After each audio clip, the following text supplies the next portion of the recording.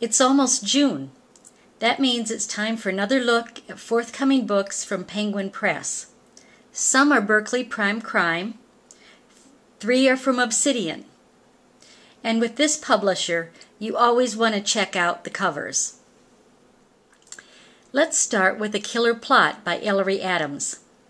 It's the first Books by the Bay mystery set in Oyster Bay, North Carolina. When townspeople turn up dead, with haiku poems left by their bodies, it will take the Bayside book writers to reveal a story of murder. It's another Hemlock Falls mystery for Claudia Bishop. In Toast Mortem, the grouchiest chef in the world opens a cooking school in town, and then he's found with a knife in his neck. Sisters Quill and Meg lost business to him, but if they want to save the inn at Hemlock Falls, they better find the killer. Juliet Blackwell brings back Lily Ivory in a cast-off coven. Lily's a witch who owns Aunt Cora's Closet in Berkeley, a vintage clothing store. But her search for Victorian-era clothes leads to the discovery of a body in a trunk at the San Francisco School of Fine Arts.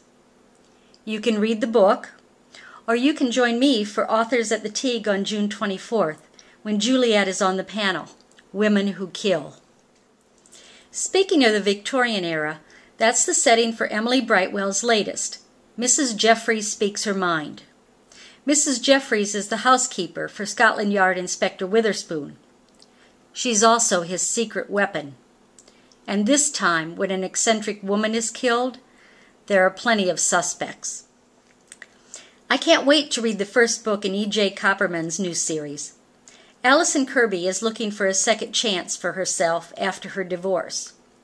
She and her 9-year-old daughter return to her Jersey Shore hometown to fix up an old house and make it into a guest house. Who knew it had 7 bedrooms, 4 baths, and 2 ghosts? And the ghost insists they were murdered. Allison doesn't want to become the 3rd ghost in the house, so she turns to investigation in Night of the Living Deed. Julie Heisey, the award-winning author of the White House Chef Mysteries, launches a new series with Grace Under Pressure. Grace Wheaton loves history and mystery, and her hometown's palatial Marshfield Manor has plenty of both. Everyone wants a piece of its owner, reclusive millionaire Bennett Marshfield. Everyone's been kept at bay until the curator is killed. Now, it's up to Grace to step in as curator to save Bennett and the house and maybe herself. Real Murder is Mary Kennedy's latest talk radio mystery.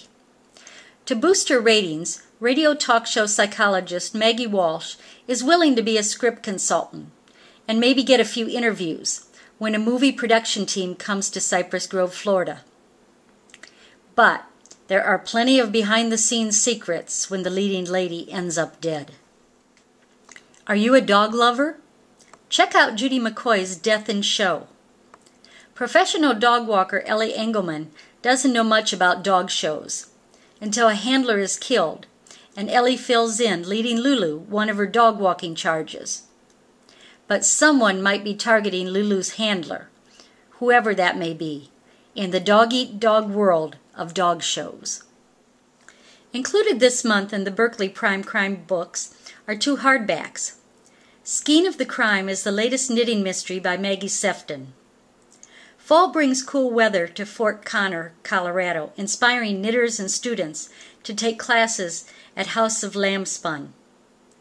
Kelly Flynn enjoys teaching them until one of the students is found dead near Kelly's house. And we'll end with the latest Gaslight mystery by Victoria Thompson, Murder on Lexington Avenue. These books feature midwife Sarah Brandt and Detective Sergeant Frank Malloy in turn-of-the-century New York.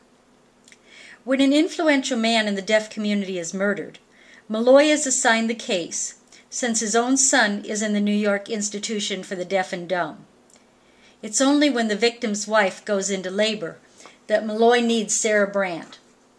In an unfamiliar world involving the deaf community, Sarah has a difficult case on her hands.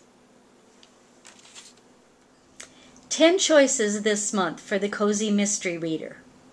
I hope you find a couple to suit your taste. And for those of you who insist on a cat in every one of the book chats, this is Nikki, Anika Nicole, the queen of our house. So, from all the cats and me, enjoy June.